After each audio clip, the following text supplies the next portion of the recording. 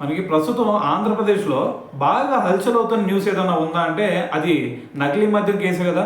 అయితే ఇప్పుడు దీని గురించే మనకి మంత్రి అయినటువంటి కొల్లు రవీంద్ర గారు అయితే దీని గురించి రియాక్ట్ అవ్వడం జరిగింది. అయితే ఆయన ఏమంటున్నారు అంటే ప్రస్తుతం ఈ నకిలీ మద్యం కేసు మీద ప్రభుత్వం చాలా సీరియస్గా ఉంది. సో మరి దీంట్లో భాగంగా చూసుకుంటే మరి తెనాలి వాసి కొడాలి శ్రీనివాస్, అదేవిధంగా జయచంద్రారెడ్డి అనే వ్యక్తులకి ఈ నకిలీ మద్యంతో సంబంధం ఉంది.